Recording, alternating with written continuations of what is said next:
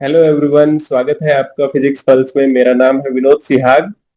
आज मैं class ninth की साइंस की बुक को रिव्यू करने वाला हूं, जिसमें सीबीएसई ने कुछ चेंजेस किए हैं। स्पेसिफिकली मैं फिजिक्स के पोर्शन को देखूंगा, जिसमें बाकी जो चैप्टर्स सेम रखे गए हैं उनके बारे में हम बाद में बात करेंगे। लेकिन जो चैप्टर चेंज किया गया है सीबीएसई के द्वारा, यानी कि जिसमें work energy and simple machines वाले चैप्टर की बात कर रहा हूँ, उस चैप्टर में एक सिंपल मशीन करके टॉपिक ऐड किया गया था, और उसके अंदर उन्होंने पुली सिस्टम और लीवर सिस्टम को ऐड करने की बात कही थी।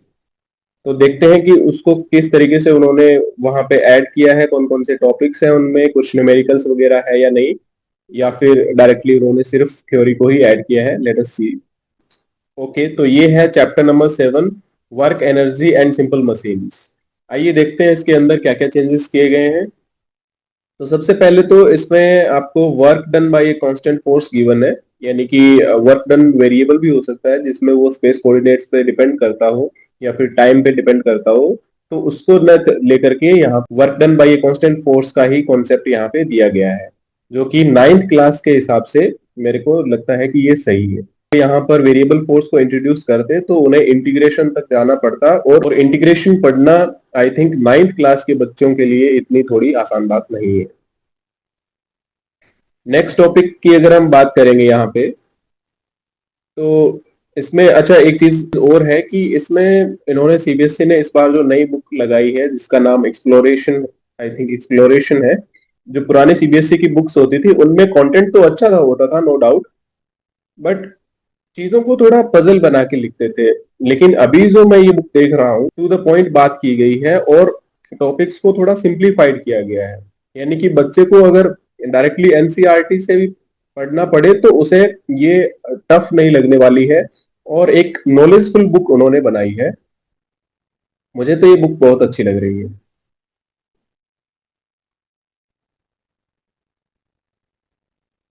अगर नेक्स्ट टॉपिक देखा जाए तो वो है when is work done equal to zero. तो वो सब हम लोग जानते हैं, जैसे कि या तो फोर्स जीरो हो सकता है, या फिर डिस्प्लेसमेंट जीरो हो सकता है, या फिर उन दोनों के बीच का एंगल, फोर्स या डिस्प्लेसमेंट, फोर्स और डिस्प्लेसमेंट के बीच का एंगल 90 डिग्री हो जाता है तो वर्क डन जीरो हो जाता है। तो ये कंडीशन उसमें रखी गई है।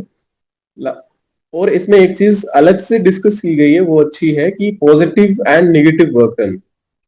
यानी कि वर्क डन पॉजिटिव भी हो सकता है, नेगेटिव भी हो सकता है, क्योंकि वर्क डन जो है वो एक फोर्स और डिस्प्लेसमेंट का डॉट प्रोडक्ट होता है, और डॉट प्रोडक्ट का वैल्यू पॉजिटिव भी हो सकता है और नेगेटिव भी हो सकता है। तो उन तो इस चीज को उन्होंने अलग से मेंशन किया हुआ है। नेक्स्ट उन्होंने डिस्कस किया है द वर्क एनर्जी थ्योरम को। वर्क एनर्जी थ्योरम हम नाइन्थ में भी पढ़ते हैं, और वर्क एनर्जी थ्योरम हम इलेवेंथ की फिजिक्स में भी पढ़ते हैं। और इसका अगर देखा जाए तो एप्लीकेशन होता है वो हम इलेवेंथ में पढ़ते हैं वर्क एनर्जी थ्योरम का, और अच्छे खासे न्यूमेरिकल्स भी हमें देखने को मिलते हैं वर्क एनर्जी थ्योरम पर। नेक्स्ट है फॉर्म्स ऑफ एनर्जी। तो फॉर्म्स ऑफ एनर्जी में जैसे मैकेनिकल एनर्जी है, मैकेनिकल एनर्जी के अंदर हम काइनेटिक एनर्जी और पोटेंशियल एनर्जी को पढ़ते हैं। तो उन चीजों को सेम रखा गया है यहाँ पे। और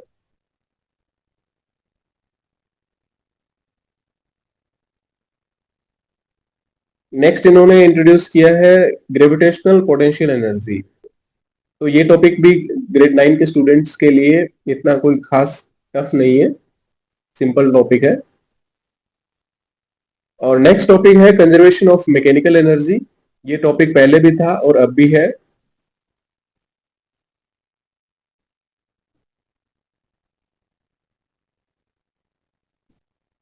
नेक्स्ट टॉपिक है पावर का। पावर तो एक ग्रेड 9 के स्टूडेंट के लिए एक, कह सकते हैं कि एक इम्पोर्टेंट टॉपिक होता है, क्योंकि ये आपको ग्रेड 10 में भी आपको पढ़ने के लिए मिलेगा, ग्रेड 11 में भी पढ़ने के लिए मिलेगा, और ग्रेड 12 में भी आपको पढ़ने के लिए मिलेगा।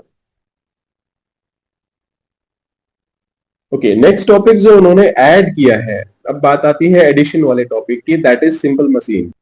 सिंपल मशीन में इन्होंने पुली सिस्टम और इंक्लाइन प्लेन को ऐड किया है।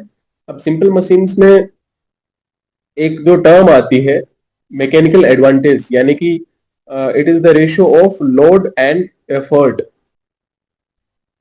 और यहाँ पे इसका एक बहुत अच्छा यूज भी है, पुली सिस्टम हो गया और इंक्लाइन प्लेन हो गया।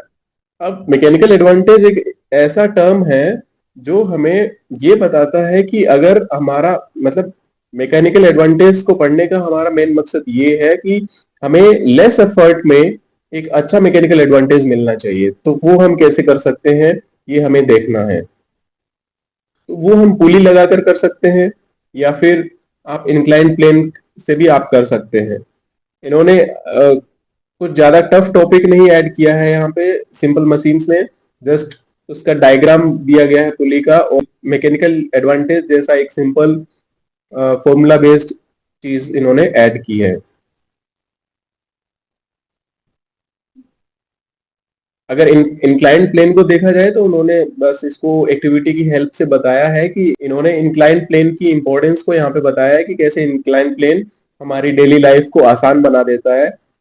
फॉर एग्जाम्पल आप डेली लाइफ में लैडर का यूज करते होंगे, या फिर इंक्लाइन प्लेन या कोई भी सामान को हमें अगर कोई हाइट पे पहुंचाना होता है तो हम 90 डिग्री पे उसको न खींच के उसको एक इंक्लाइन प्लेन के थ्रू आप उसको पहुंचा सकते हैं। 90 डिग्री पे अगर खींचना है तो आप पुली का यूज कर सकते हैं।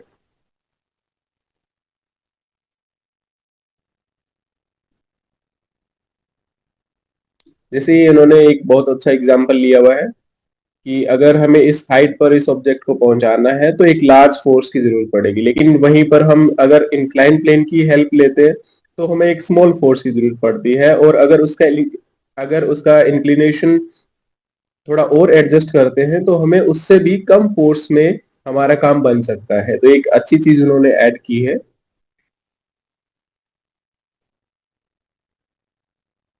नेक्स्ट उन्होंने ऐड किया है लीवर सिस्टम।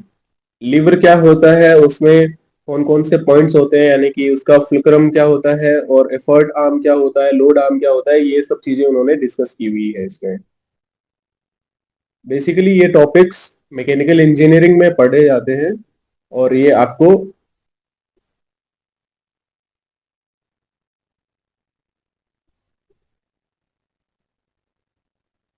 एक छोटा सा एक्टिविटी कम एक्सपेरिमेंट भी इन्होंने दिया हुआ है लीवर सिस्टम पे।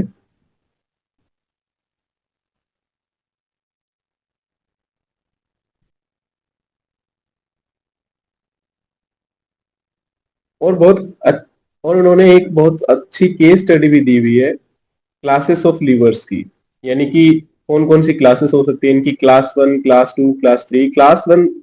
क्लास वन में हम फ्लक्रम इन बिटवीन पढ़ते हैं। यहाँ पे फ्लक्रम लोड और एफर्ट के बीच में होता है। जैसे कुछ एग्जांपल्स है, जैसे टोंग्स हो गया, सीजर्स हो गया, क्रोबार हो गया, और प्लायर्स हो गए, बैलेंस स्केल हो गया, और सीसो हो गया।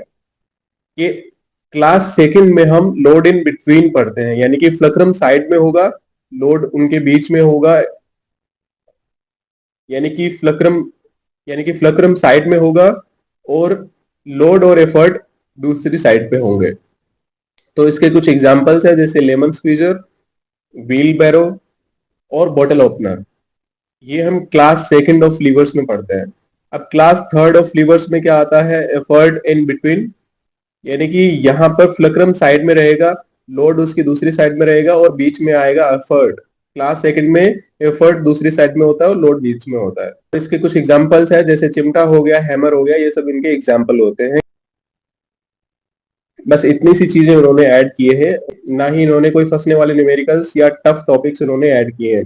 बहुत सिंपल सिंपल टर्म्स उन्होंने ऐड की है जिनका हम डेली लाइफ में, अपने रियल लाइफ में यूज करते हैं, और in fact they are very useful also.